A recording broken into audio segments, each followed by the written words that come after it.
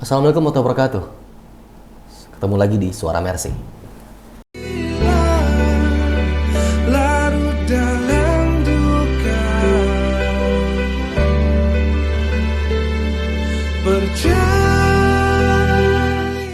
Nah, alhamdulillah, hari ini kita kedatangan seorang tokoh muda lagi yang benar-benar menginspirasi banyak orang juga. Dan beliau adalah satu relawan yang banyak mengiringi dan terlibat juga langsung di lapangan bersama Dr. Yose juga tentunya dan teman-teman relawan lainnya. Nah, kita pengen lihat sudut pandang beliau yang alhamdulillah tim kreatif sudah bisa mendatangkan beliau. Dr. Zeki Eko Triwahyudi. Assalamualaikum, dokter. Waalaikumsalam Sehat, ya? warahmatullahi wabarakatuh. Alhamdulillah. Hari ini cukup sibuk?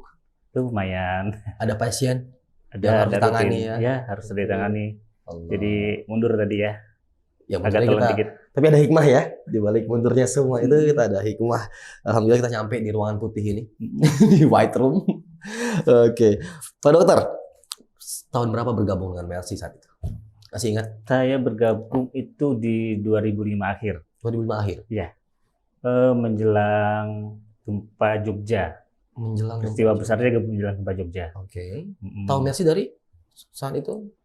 Saya dulu mahasiswa kedokteran di Semarang, Oke. Undip. Jadi di 2004-2005 itu baru merintis Mercy cabang. Kemudian dikenalkan sama senior-senior. Oke, Ya, oke. jadi dikenalkan ya baru profil singkatnya tentang Mercy lah waktu itu. Jadi belum banyak terlibat. Yang mulai saya terlibat itu ya di 2005 itu ketika akhir-akhir pendidikan ya untuk S1-nya baru mulai agak longgar gitu. Agak Nah, longgar. sama teman-teman kita ikut ini terlibat. Terlibat. Awalnya di Mercy Semarang. Semarang awalnya. Terus akhirnya berlanjut berkomunikasi dengan Mercy Jakarta. Ada Ya. komunikasi. Di Mercy Semarang itu dari 2005 sampai 2008 saya lebih kurang selama Oh, cukup pendidikan. lama ya, selama pendidikan. Selama pendidikan, selama tinggal di Semarang, saya aktif di sana. 2008 selesai pendidikan di Semarang, saya merantau ke Jakarta, baru Oke, mulai gabung oke, sama oke. teman-teman Nah, Jakarta. selama di Semarang, Hmm? kan sekitar 4 tahunan itu ya, Ya. ya Bang ya. Nah, udah ada misi-misi kemanusiaan yang terjun langsung saat jadi mahasiswa saat itu? Ya, alhamdulillah sudah ada. Waktu itu misi-misi lokal, terutama Jawa Tengah, Jogja lumayan banyak. Oh. Karena keterbatasan waktu pendidikan, kita nggak banyak turun ke misi yang jauh-jauh ya. Yang berkesan ya di awal-awal itu karena ini Merapi. Nah, Merapi lagi sering hangat-hangatnya pada saat itu. iya. Merapi, kemudian saya lagi stase pendidikannya cukup berat waktu itu. Tapi ada beberapa teman-teman yang siap, kita rutin tuh seminggu sekali, saya ingat di Selo namanya Boyolali tuh, di kaki bukitnya Merapi. Kita siap-siap, tahu-tahu hari apa ya, Sabtu pagi, pokoknya pagi-pagi tuh. Saya lagi di Semarang, kita di rumah ke kos-kosan itu kan ada ini ya, lampu gantung itu ya. Iya. Itu goyang. Goyang. Nah ya, itu ya kita nggak tahu ada kejadian apa. Kita mikirnya kan Merapi nih yang meletus. Itu pikiran pertama. Kontak keluarga di Jogja agak susah. Waktu itu saya punya keluarga besar di Jogja. Jogja. Kontak juga agak susah tuh akhir. Menjelang siang kita baru tahu kabar kan Jogja. Yaitu pada saat itu hari weekend itu seingat saya. Jadi kita ya beberapa teman-teman Mercy Semarang, sebagian kita sudah ada logistik kita di Selo nih. Kebetulan Mercy Semarang pada saat itu cover daerah Selo, Boyolali. Nah, dari daerah Selo, kemudian kalau Jogja cover daerah Kaliurang, kemudian teman-teman Solo tuh cover daerah Boyolali, kita daerah Selo yang Magelang. Nah, sebagian tim kita udah di sana, kita turun ke Bantul semuanya, ke Jakarta lah, ke Jogja maksudnya pada saat itu. Bareng-bareng kita satu kendaraan itu dari Semarang turun tuh ke sana. Pada saat yang berkesan kita sampai ke sana pun saya cuma mampir ke tempat keluarga itu, family ya. Mampir nyapa aja, ngelihat keluarga pada saat itu aman semua, alhamdulillah. Ya udah, satu rombongan kita meluncur ke daerah Bantul namanya. Kita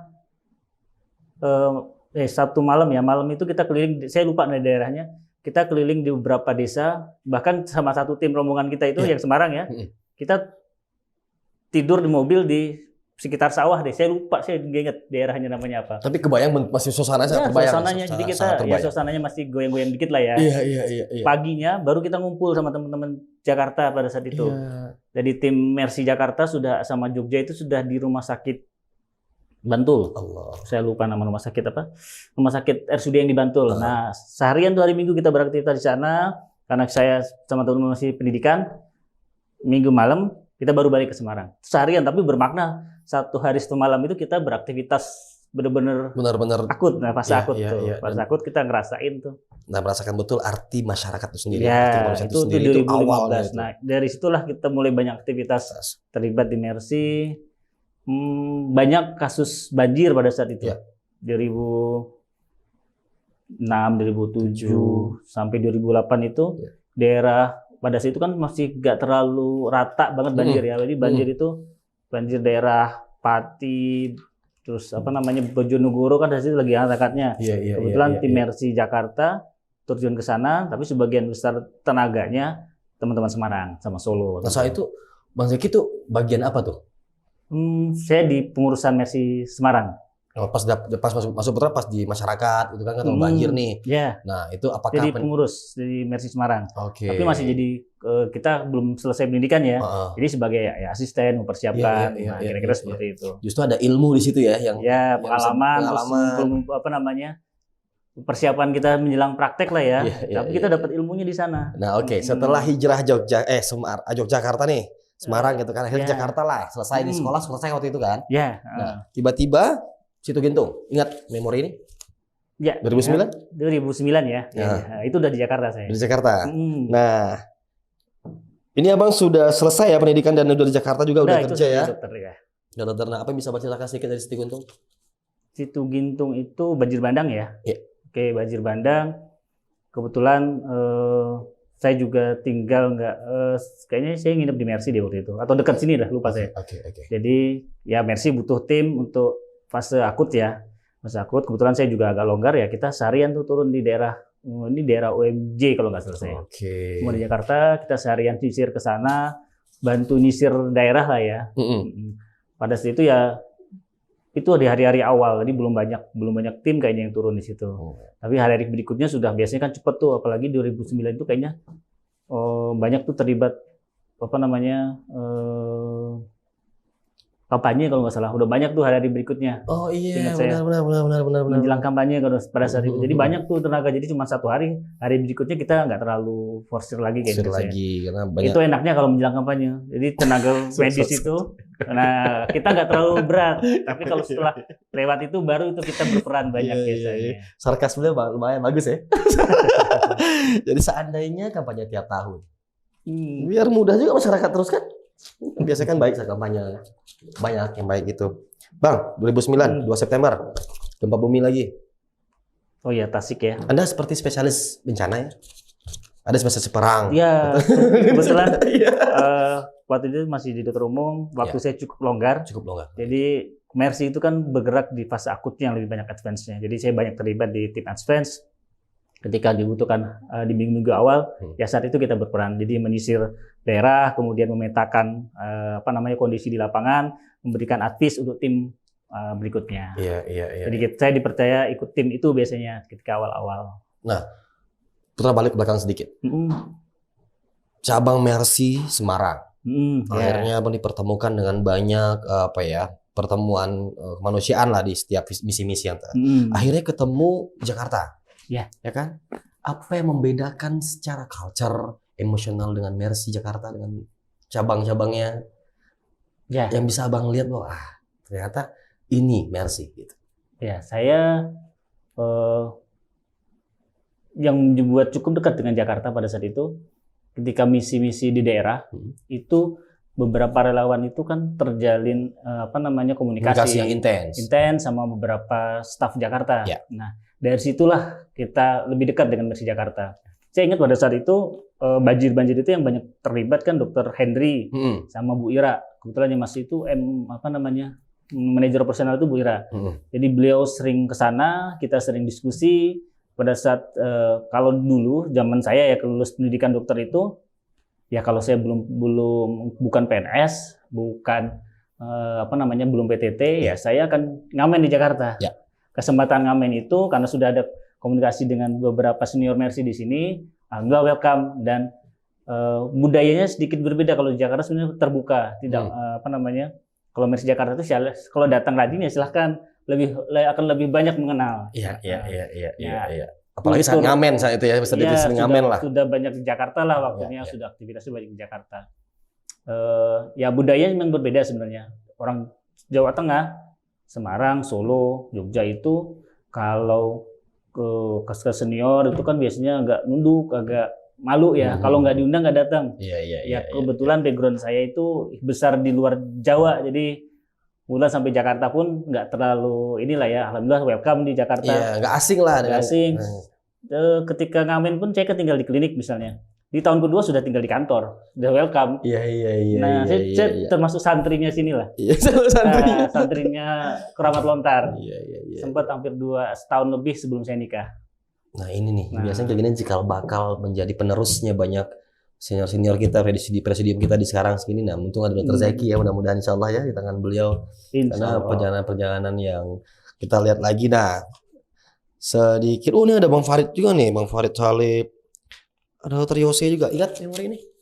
Ya, ini yang sangat berkesan bagi saya. Karena bareng Dr. Saya Yose. masih dokter umum di situ. Hmm. Ini gempa Padang itu terjadi, saya lupa tanggal 30 ya. Itu hari Rabu. Jadi pas saat kita rebuan gini nih, tahu-tahu jam 5 itu gempa di Padang ya. Kebetulan relawan kita banyak orang Padang. Apa rasa balik Kamu- kampung nggak nih? Enggak, saya bukan orang Padang. Oh, Tapi bukan orang relawan Padang. kita banyak orang Padang. Oh, nih. gitu maksudnya. Nah, Oke. termasuk Dr. Jose. Oh, teman-teman Padang banyak. Teman-teman Padang banyak. Nah, di Rabu malam itu tim paling cepat menurut saya di Mercy turun.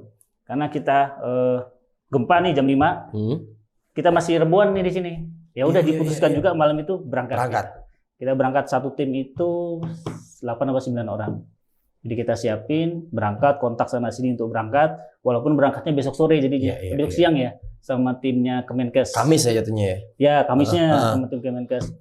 Itu sekitar 9-10 orang, saya lupa. Tapi relawan Mercy, teman-teman Mercy daerah yang handle duluan. Enggak, belum ada. Belum ada? Mercy Padang belum ada. Pada saat itu belum ada Mercy Medan? Padang. Medan ada. Medan yang nyusul berarti. Medan bergerak, kita bergerak. Tapi kan kalau kita ke BIM ya, Bandara Internasionalnya, Hmm. areanya Padang. Hmm. Teman-teman Medan itu berangkat juga dari sana. Iya, Masalahnya kan nggak tahu nih kita nggak tahu janjian di mana karena Ya, biasanya kalau gempa akses terputus. Rio ada nggak sih saat itu? Mercy Rio Belum kan ada. tetanggaan banget sama Padang. Nggak ada. Mercy itu cuma ada di Medan. Medan. Pada saat itu di Sumatera. Hmm. Jadi kita berangkat persiapan malam itu udah persiapan. Dari subuh Kamis itu kita sudah standby sebenarnya di bandara ini nih di Cawang di Halim. Halim. Kita udah standby di Halim walaupun sempat katanya berangkat ke mana dari Soekarno-Hatta balik lagi ke Halim, sempat lupa saya berapa kali bolak-balik kita berangkat. 10 hari di sana, saya termasuk tim awal Ya. sama Dr. Jose sama ada beberapa seniornya. Pak Farid tim kedua tuh, tim Oke. nyusul beliau. Bawa logistik tuh ya. Ya. Yang kedua dan Nah, lain-lain. yang berkesannya Dr. Jose beliau wira-wiri kemana-mana ya.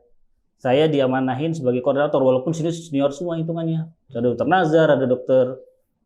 Jose, ada Dr. Dedi, senior semua ya sebagai dokter umum dan mobile ya. Saya diminta untuk koordinir semuanya.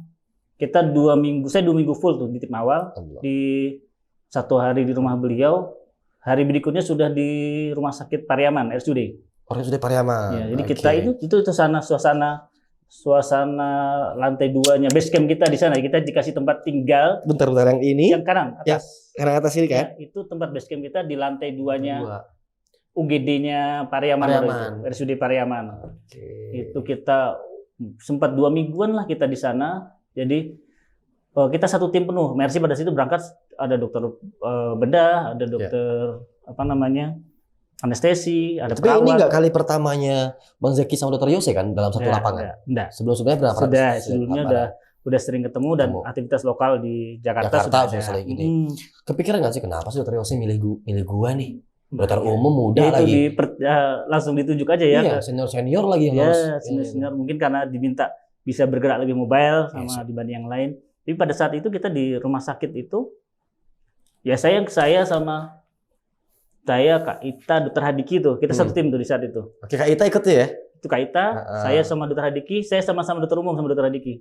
Oke. Pada saat itu ya kita full hanya di rumah sakit. Pada saat yang mobile teman-teman lain akhirnya ada yang menyusul hari berikutnya kan ada teman-teman Jakarta, teman-teman Medan bergabung nyusul. Tapi saya menempatkan diri di rumah sakit itu karena kita kebetulan alhamdulillah di hari kedua atau ketiga itu sudah komunikasi dengan baik dengan pihak rumah sakit.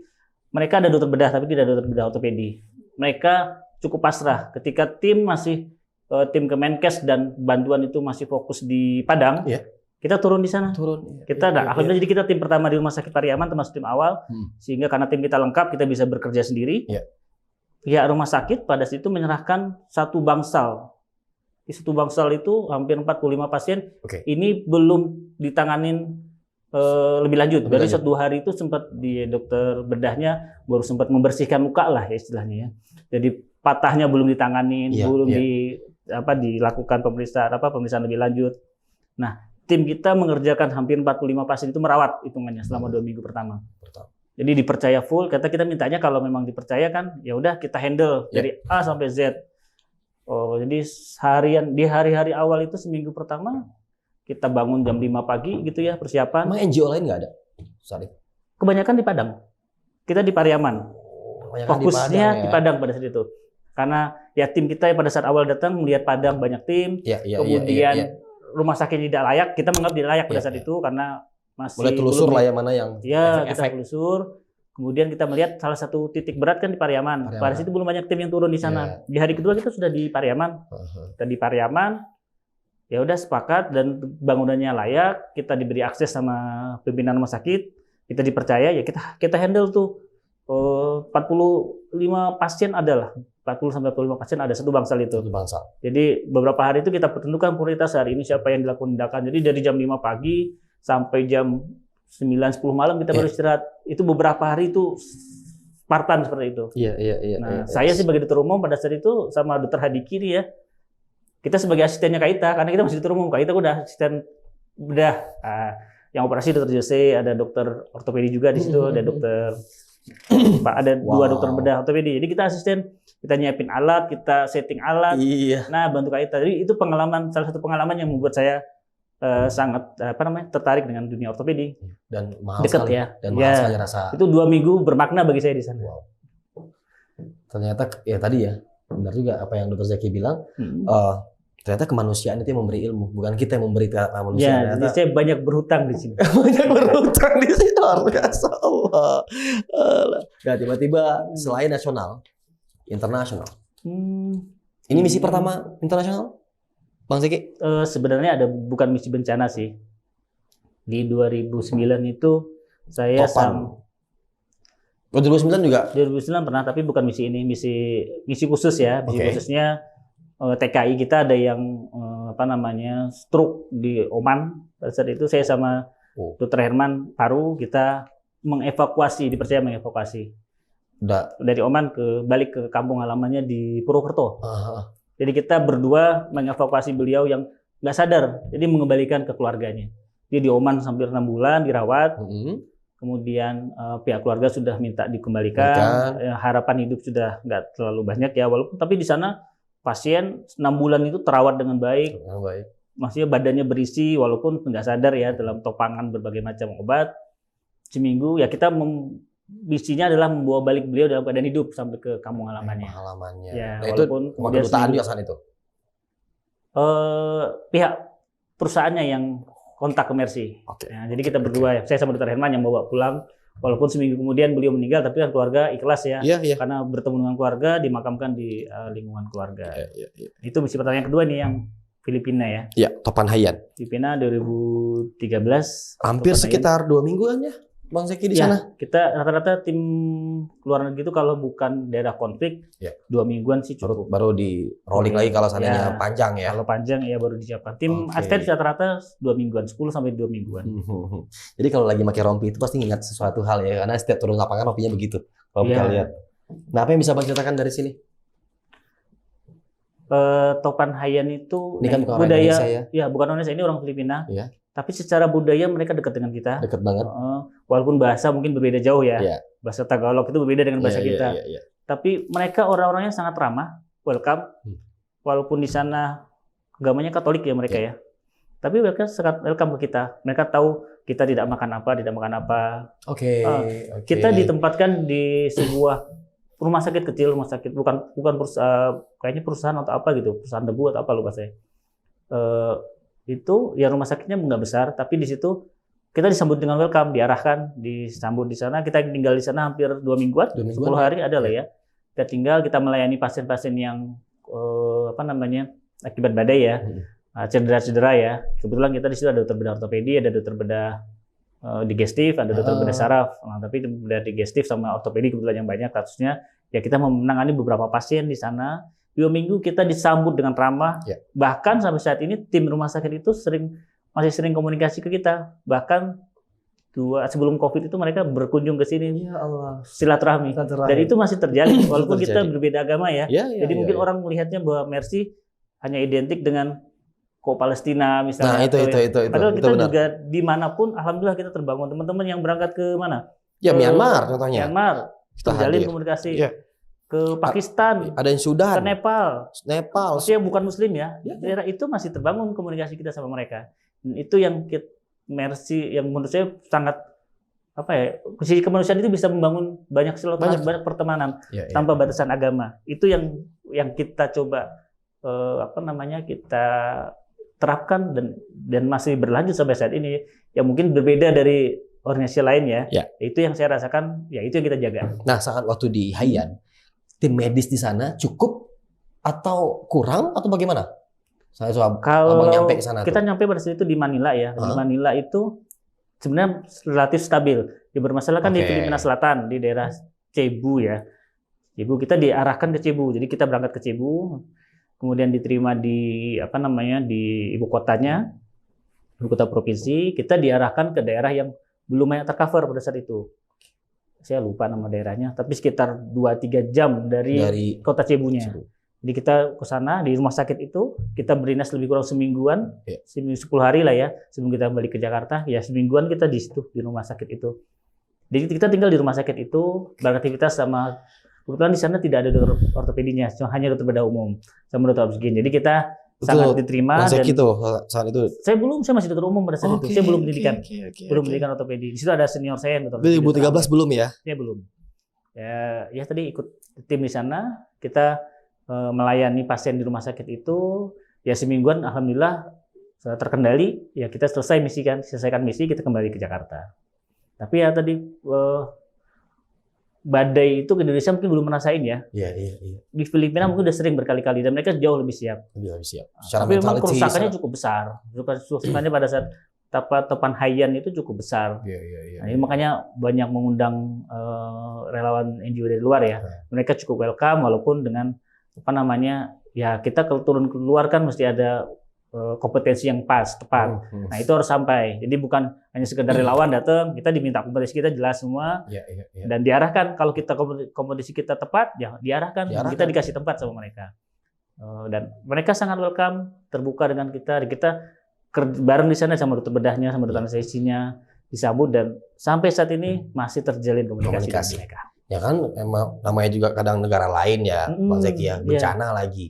Kadang juga ada unsur politik, kan butuh filter orang yang ini apa nih maksudnya datang gitu. Banyak negara yang membatasi itu. Pasti kan ini bicara media, pers dan lain-lain saat itu juga kan ada kepentingan di balik kepentingan. Nah, di sana itu berarti Mercy cukup punya trust tinggi ya di sana ya. Apa Abang pernah ketemu NGO lain nggak sama Indonesia gitu saat itu? Cukup banyak NGO yang berangkat ke sana saat itu, mungkin terbagi-bagi ya. Tapi kalau timnya selalu kita berangkat ke tim-tim bencana seperti itu, Mercy membawa tim bedah, jadi siap digunakan. Jadi kita di sana melayani bedah, melayani operasi, tapi saya termasuk di tim mobilnya. Tim mobilnya itu pelayanan umumnya. Jadi bisa berperan di pelayanan umum. Jadi ketika tim di rumah sakit pasien tidak terlalu banyak, ya sebagian tim kita ini bisa keliling. Kan kita komunikasi dengan pemerintah setempat. Kita punya tim nih, kalau diperlukan bantuan kita bawa obat, bawa perlengkapan. Nah, tim kita tuh biasanya disetting ada tim bedah sama tim mobile. Jadi kalau diperlukan ya kita siap keliling. Nah, itu kita berjalan keliling. Kita beberapa hari keliling di sana, ditemenin tim lokal. Ada teman tim lokal nemenin ya. Karena bahasa saya itu pakai apa, Bang? Bahasa Inggris. Mereka juga di Indonesia ya maksudnya. Cukup biasa bahasa Inggris. Jadi lumayan mempermudah lah untuk lumayan untuk nyambung lah kalau ngobrol ya. Apalagi mobile justru kan. Kadang di Indonesia yang malah susah. Iya. Saya punya misi ke dulu Tasik sama saya pendidikan. Hah? Saya nggak bisa bahasa Sunda, pasiennya nggak bisa bahasa Inggris, ya udah ngomongnya kadang 1-2 kata aja. Kalau di sana mesti bahasa Inggris. Jadi banyak area di Indonesia kadang kalau kita nggak bawa tim lokal, Iya. ngomongnya bahasa isyarat, itu Iya. cenderung seperti itu. Tapi terlalu berhasil ya. Ya, Siap. welcome. Welcome. Dengan keterbukaan itu kan masyarakat akan menilai ya. Iya. Ya memang tantangan itu buat tim medis atau tim bantuannya dimanapun. Pada saat awal pasti banyak, apalagi dengan kondisi yang semakin Oke, bagi tim Perletakan di medis, masyarakat. apalagi tim masuk ke bencana, perang, tantangan adalah salah satu Ya. menu kali ya. Iya. Ya, tinggal pilih aja tantangan yang mana. Tapi pada Karena saat pasti awal ada, di selalu mana-mana ada. tuh pasti ada kayak ini siapa sih yang datang, apalagi kalau belum kenal ya. Iya. Kalau sekarang mungkin di Indonesia Messi cukup dikenal. Awal-awal dulu kita ke satu daerah, Hmm. apa sih Messi, orang identiknya Messi itu apa sih? Iya. Mobil, radio, apalagi dulu ya. Udah itu. Oh, mana mobilnya kok nggak ada Mercy-nya? Iya, Itu iya, sering iya, pertanyaan. Kalau yang belum kenal ya. Iya. Tapi ketika berinteraksi 1-2 hari baru mereka terbuka. Dan orang Indonesia tuh sangat ramah sebenarnya dimanapun kita berada. Kita nggak bawa apa-apa itu pasti disuguhin dengan semewah-mewahnya mereka yang punya, Iya. yang mereka punyai gitu ya. Karena memang datanya gini Bang, datanya kemarin kita Hmm. sempat baca juga bahwa negara teramah di dunia itu Indonesia. Ya, setuju saya. Yang kedua, baru tuh Filipina, Thailand. Urutan-urutannya begitu. Ternyata memang ada beberapa culture yang sangat relevan dengan teman-teman di Filipina, Thailand, Ya, bahkan cukup dalam mirip ya. iya, bahkan buat mereka keramah tamahan itu sama orang Indonesia tuh ternyata kayak ketemu saudara sekandungnya itu udah terbiasa dengan Ya, Nah, apalagi itu kan. face kita juga nggak jauh-jauh nggak beda ya. jauh beda gitu kan, tinggal bahasa sih ya yang Ya. jauh sekali kan antara Melayu dengan Tagalog mereka tuh Tagalog, emang ya. Kalau Malaysia mungkin kita lebih gampang enak, bahasanya ya. karena kan rumpun Melayunya Malay Nusantaranya. sama Inggris nyampur tapi kita Nyampur. sama-sama paham lah. Iya, benar-benar. Nah yang terbaru nih terhangat, Mas. Ya, ini di Sulawesi Selatan, bukan Sulawesi Selatan. Itu Sulawesi Barat. Mamuju. Ya, Oh, oke. pecahannya Sulawesi Selatan. Kan dulunya Sulawesi Selatan, sekarang udah Udah Mekaran. Mekaran ya. Ya. Baru loh ini Bang. Ya, baru Januari kemarin awal tahun ya. Ya terlihat baru yang selain ini nggak ada ya. Coba lu tebak dari mana? Bisa tahu baru apa enggak? Kalau aku tutup judulnya. Maskernya. Kalau udah masker semua pasti ini zaman Udah pandemi. zaman Covid. Zaman. Aduh. Ini terakhir, maksudnya itu dalam tahun ini awal Ya, tahun kan tim ini. keluar kotanya itu terakhir. kan ini susah kan kemana-mana Bang ya. Udah. Sebenarnya nggak susah sih. Tapi ya tantangannya itu kalau zaman Covid ini, bagaimana kita berangkat itu nggak negatif Covid, pulang juga negatif COVID. Kalau kita tersandung, ada satu tim tersandung harus bertahan di sana. Nggak boleh terbang kan? Itu tantangannya. Tantangannya di situ. Kemarin itu yang jadi was-was kita lah ya. Berharap tim berangkat itu sehat, pulang juga harus sehat. Itu tantangan zaman Covid. Tantangannya. Oh, berarti gitu. Positif fight, negatif test. Nah, itu harus fight-nya positif ya kan, harus ketemu orang tapi pulang harus negatif test. Ya, jadi kekhawatirannya bukan karena capek, karena ini Iya. harus positif negatif, pulang harus negatif lagi. Negatif. Itu tantangannya. Nah, di luar perjalanan ini ada yang menarik dari tadi Padang. Dr. Yose minta Bang Zeki pimpin. Emang kalau boleh secara personal, lebih personal mungkin dari suasana kerjaan ini, sedekat apa Anda sama Dr. Yose? Kedekatan itu terbangun salah satunya di silaturahmi mingguan kita. Satu minggu. Ya. Mungkin beliau melihat dari situ. Jadi dengan silaturahmi mingguan itu secara personal, diskusi itu terbangun. Mungkin dari situlah beliau mempercayai ya bahwa mungkin ya layak dimintain tolong ini, dia manahin. Oke. Tentu beliau termasuk orang yang milih relawan ya untuk ditempatkan. Kalau dikirim tim ya saya rasa banyak dikirim kemana-mana. Tapi untuk koordinator biasanya banyak komunikasi dengan beliau pada akhirnya. Karena kan besar tanggung jawab soalnya. Ini bukan masalah tentang relawan saja. Banyak yang tidak tentang rela atau tidak rela, tapi ini tentang bagaimana ini selesai dengan baik. Ya, bagaimana mengkoordinir teman-teman. Karena wataknya teman-teman di Mercy itu beragam. Mercy itu bukan satu organisasi yang orangnya cuma begini aja atau begini aja. Beragam, orangnya macam-macam. yang mungkin bisa koordinir seperti itu. Mungkin saya masih bisa komunikasi dengan berbagai macam teman-teman, nurut lah istilahnya, masih bisa nurut sama senior-senior. Di situ yang diminta tanggung jawab, bisa berkomunikasi, menyambungkan berbagai kepentingan itu. Kepentingan dari berbagai kepala juga memang ya. Ya, dari situ mungkin dari pertemuan mingguan itu beliau mempercayai, dan alhamdulillah beliau juga yang mendukung mensupport saya lah untuk sekolah. Jadi pada saat saya masih ragu-ragu untuk ambil sekolah lagi, salah satunya beliau yang mendorong saya untuk sekolah, mendorong saya untuk menikah, salah satunya beliau. Allah. Jadi memang seorang sosok pendiri Mercy ini, beliau ini kan banyak menjadi inspirasi banyak orang. Yeah. Tapi tidak gampang juga untuk jadi pilihan beliau karena ini tanggung jawab. Maka tadi kita tanyakan sedekat apa Bang Zeki dengan beliau. Nah, setelah silaturahim per minggu, per hari, bareng-bareng dengan Tor Mercy, bahkan Anda bilang Anda juga bagian santrinya Mercy. Yeah. Hidup seperti apa di sini. Nah, maksud seorang Dokter Yose di seorang mata Dokter Zeki, selain seorang kakak itu apa lagi? Selain seorang guru? Ya, beliau tahu kondisi mungkin teman-teman relawan ya. Secara personal beliau cukup tahu teman-teman relawan. Ini kendalanya apa, ini punya permasalahan apa, dan beliau sering kadang sebelum kita minta, beliau sudah memberi solusinya. Jadi memberikan jalan keluar. Tadi salah satunya yang cukup kuat itu ketika saya keluarganya bukan di Jakarta ya, keluarga saya di Pekanbaru. Jadi saya memang tinggal di Mercy pada saat itu. Ketika saya ingin menikah, mereka tahu, dan bahkan sebagai perwakilan keluarga pertama beliau-beliaunya senior Mercy. Jadi ya untuk keluarga di Pekanbaru. Keluarga saya Pekanbaru. Kemudian pada saat saya mau melamar seseorang, istri saya sekarang, itu beliau dulu yang mewakilin, dan itu sebagai salah satu kunci calon mertua saya nggak nanya macam-macam. Walia datang begitu? Iya. Anda pintar sih. Pak Farid, Pak Dr. Jose, dan beberapa senior Mercy, ketika beliau nemenin, udah nggak ditanya macam-macam saya. Alhamdulillah. Kemudian di 2011 saya mau PTT keluar kan, nemenin istri PTT. Tapi beliau mati-mati, jangan lama-lama di daerah, balik ke Jakarta sekolah. Karena Mercy masih banyak butuh relawan yang tangguh. Kalau kita masih sebatas ini levelnya, nanti kamu tergantungan setelah itu. Tapi kalau kamu bisa melanjutkan pendidikan, kamu bisa lebih mapan, lebih mandiri, insya Allah lebih banyak. Nah, beliau mencetak kader-kader itu di Mercy. Bayangkan. Ya. Berarti peran penting Dokter Yose pribadi Anda itu cukup berarti. Cukup dekat. Bahkan ingat istri, ingat Dokter Yose. Ya, ingat waktu melamar pasti beliau salah satunya yang mendorong. Dan mempermudah itu semua. Bahkan nggak ada tanya lagi kan akhirnya.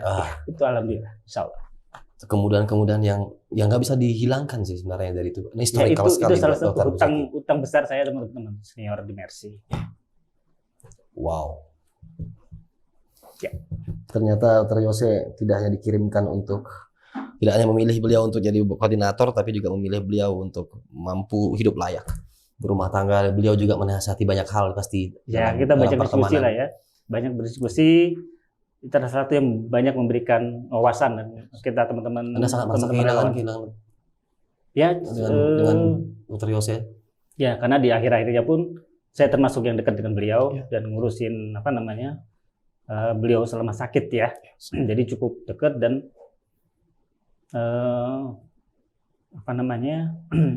pada saat-saat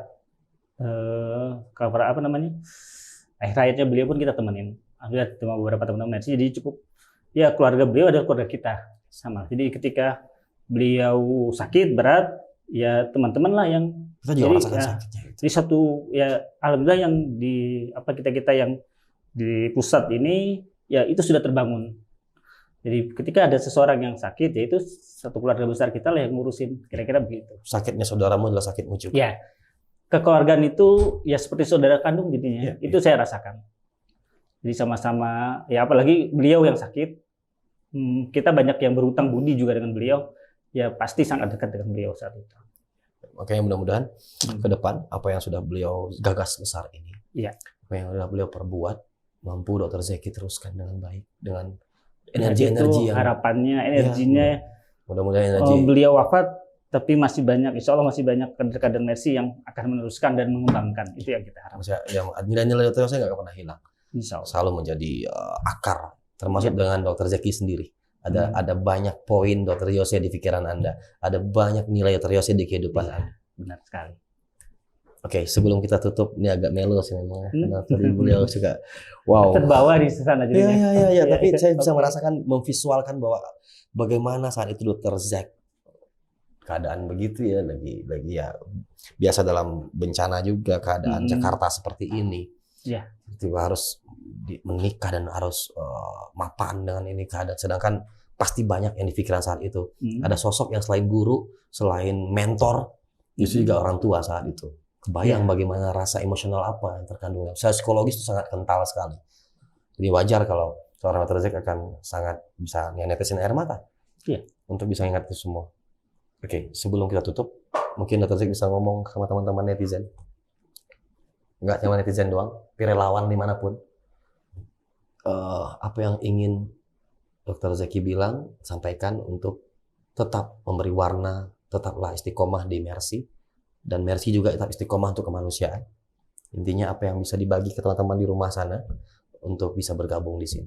Apa nilai-nilainya? Silakan. Ya, dari sejak awal saya bergabung, kemudian terlibat aktif. Dari awal sih teman-teman di Mercy itu sangat terbuka bahwa menyatakan bahwa Mercy itu adalah wadah untuk kita beraktivitas, untuk berjihad. Berjihadnya adalah jihad dengan profesi kita. Kalau kita punya ilmunya, ya dengan ilmu kita. Kalau kita punya tenaga, dengan tenaga kita. Kalau kita punya uang, dengan punya harta, ya dengan harta itu. Jadi sejak awal kita bergabung, kita dilatih itu. Sesibuk apapun kita, cari waktu-waktu tertentu yang kita bisa meluangkan waktu untuk berbuat. Selama kita tidak punya niat untuk meluangkan waktu itu, ya sampai kapanpun kita tidak punya waktu. Itu yang ditekankan. Jadi beliau sendiri mencontohkan bahwa tiap tahun, Dr. Yose almarhum, beliau tiap tahun akan meluangkan waktu beliau bekerja praktik untuk turun di misi manapun yang di saat itu perlu. Dan itu yang ditanamkan ke teman-teman bahwa kalau Mercy ini adalah wadah, kalau ini bisa bermanfaat buat kita, silakan dilanjutkan. Tapi kalau di luar ada wadah yang lebih bermanfaat, yang lebih baik, nggak apa-apa. Tapi tetap bangun silaturahmi dengan Mercy. Itu yang ditekan sejak awal, dan itu yang menurut saya cukup membekas di saya untuk saya jaga. Masya Allah, luar biasa ya. Dari Dr. Zaki Eko Triwayudi kita dapat nilai bahwa jangan tanyakan apa yang hidup berikan pada Anda, tapi tanyakan apa yang Anda berikan pada hidup ini. Terima kasih banyak Dr. Zaki atas kestabilan semangat, spirit, tetap lillah. Insya Allah. Ya semoga nggak lelah, karena pasti banyak PR kemanusiaan yang harus kita sama-sama akan harus terjun ke lapangan. Apapun profesi kita, Mercy tempat jihad profesi yang paling yang paling dekat dengan kita sebenarnya. Memang namanya Mercy itu kayak kesan kayak mobil kayak apa-apa. Justru itulah, apapun kesannya, Mercy itu mudah-mudahan bisa melaju dengan cepat dan tepat. Insya Allah. Salam buat relawan lainnya, Dr. Zaki. Terima kasih. Ya, jangan kapok, kita undang lagi dengan mungkin pembahasan yang lebih spesifik. Mungkin kita bisa bahas tentang ortopedi, tentang banyak hal. Tapi sesi ini kita mengenal arti seorang Dr. Zaki Eko Triwahyudi dari sudut pandang beliau sebagai relawan. Dan beliau terjun langsung, bahkan hadir di saat-saat masa-masa sulit beliau. Dan sampai ketemu di episode berikutnya. Assalamualaikum. Terima kasih. Terima kasih banyak. Wah.